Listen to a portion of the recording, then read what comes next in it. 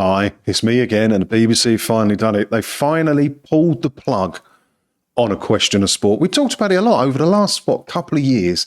The ratings have been tanking because they got rid of Sue, and people were in uproar about it, saying it's not as good. So it's another show that Paddy McGuinness has got involved with the BBC that's gone down the toilet, isn't it? He knackered Top Gear, now he's knackered this. I wonder what else. Why didn't he put him in EastEnders? Come on, BBC, stick Paddy McGuinness in EastEnders and let's see the end of that. So they've sacked this off, but they still say that the BBC is the most popular UK broadcaster. But I thought we could have a little look at that, because I stumbled across something. Where is it? I've got so many tabs open, it's ridiculous. Yeah, I got this one right. It's at pressparty.com.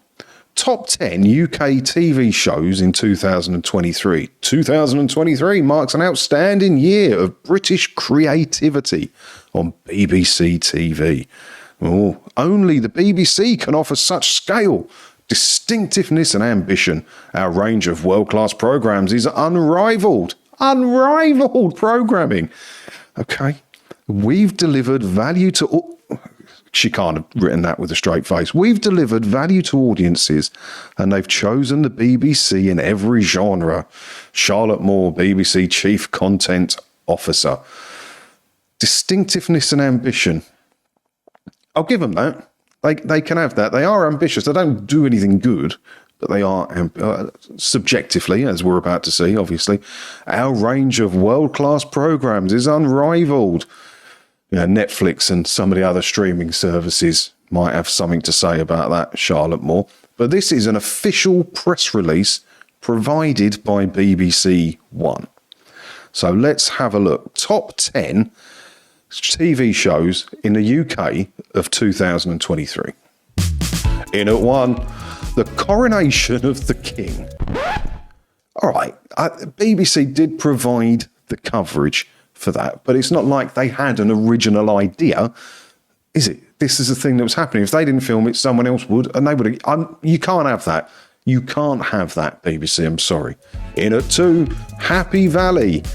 Oh, I'll give them that. I haven't watched any of it. People say nice things about it. You can have that, BBC. And let's not forget, this is broadcast TV top shows, because if they included the streamers in this, a TV channel wouldn't make it anywhere near the top 100 probably.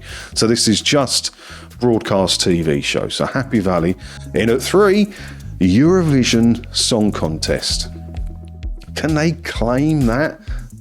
Yes, again, they provided the coverage. They were responsible for filming it, but the event was going on anyway. They didn't come up with the idea for the event and pitch it and get it made. It was a thing that was happening. They just happened to draw the long straw to provide the coverage. You can't have that. You can't claim that as a victory. I'm sorry. And then we got Great British Bake Off, I'm a Celeb, Planet Earth, Strictly, Death in Paradise, blah, blah, blah. But I got this one as well, just while I was Googling this, I stuck across this one. Look, top programmes report for week 48, which was November 27th to December the 3rd. So let's have a look how many BBC stuff's there. Strictly wins it. Strictly wins with 5 million viewers. You think back in the day before the streaming services, that would be considered a flop. You know, you'd be looking for a main BBC One show on a Saturday night prime time to be knocking out 20 to 30 million views, or at least in the tens. Do you know what I mean? 5 million is about as good as it's going to get nowadays. So yeah, fair play. But if you have a look at the rest of this list, it's all I'm a Celeb, I'm a Celeb, I'm a Celeb. Doctor Who in 9th, 2.7 million viewers. And that I'm guessing that was the new David Tennant one.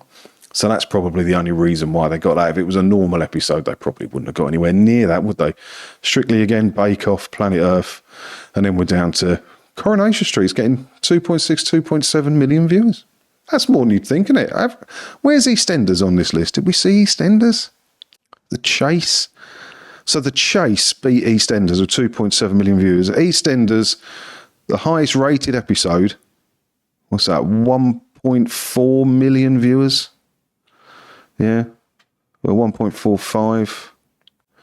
Oh dear, match of the day, just for funsies.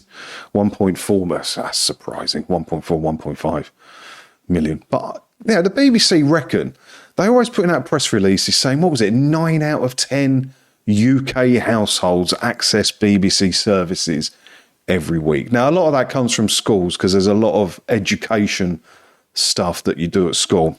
So they can claim that. If they didn't have that, it would be less. But I think it is less because I got this one. Where's she gone? There it is. Look, share of the population who use BBC TV services each week in the United Kingdom. So this is from 2015-16 year to the 22-23 year. So let's have a look at BBC One. So I put the graph up. So the blue line at the bottom is 2015 and 16, and the pink line at the top is 22-23. And if we hover on it, it tells us. So in 15, 71.8% of the population accessed BBC One at least once a week. That's down now to 55%. But it gets worse than that. Look at BBC Two, right? 46% down to 34%. BBC Four, we can skim over. CBeebies, 7.9% of the population, down to 4%. Is there less children in this country? Less babies being born? I'm not sure it's that significant a number. So it must be less parents using it. I mean, we've got kids in the family, and I don't know any of them that watch CBeebies. It's all YouTube Kids and streaming services now, isn't it? But the worst one is this one. Look, CBeebies. In 2015-16, 4.6% of UK population, not households, it says population, access CBBC. All right, it's a niche thing, so that's for kids. So 4.6%. Yeah, okay. Look at it now. 22 to 23, 1%. 1%.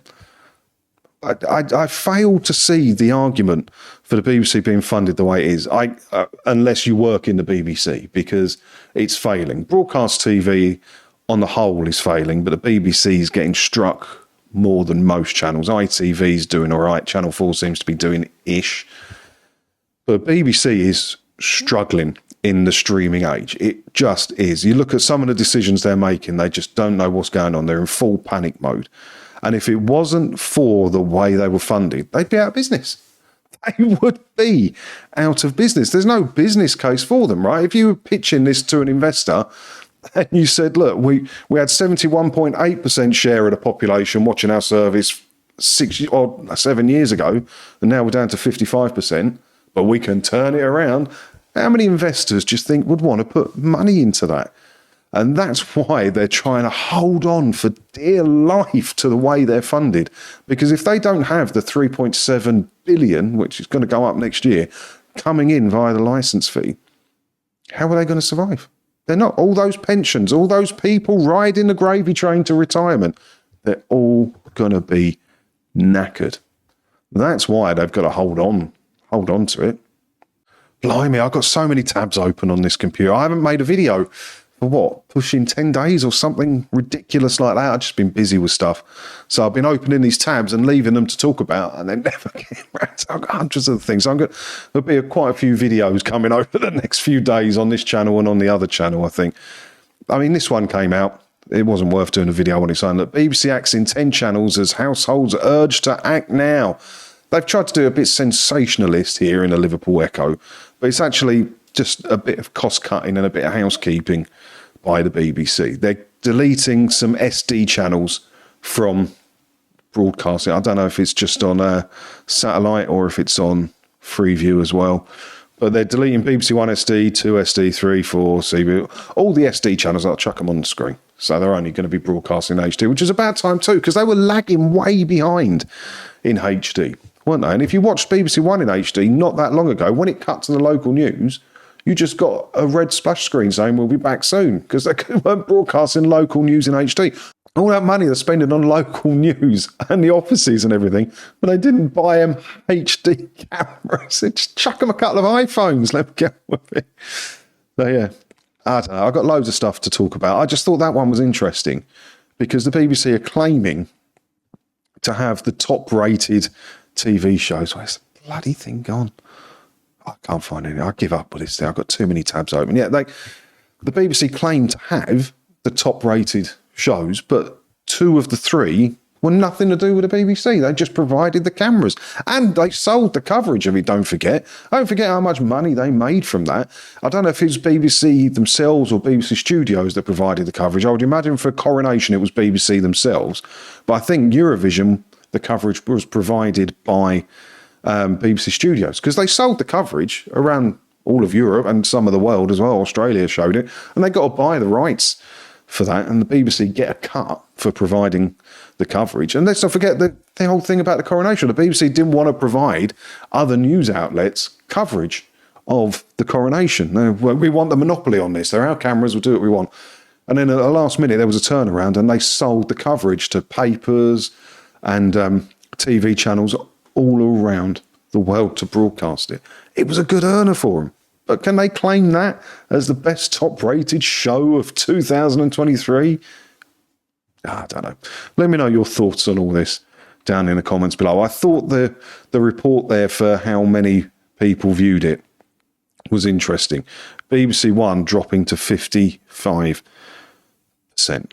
And I'll have a look at this statistic. I think you have to pay for this, but I might get like a month's subscription or something so I can go through it, so we can compare ITV and Channel 4 and also the streaming service as well. I think that would be interesting, wouldn't it? Let me know what you think about that down in the comments below. As always, thanks for watching. Hit all the buttons and everything as well.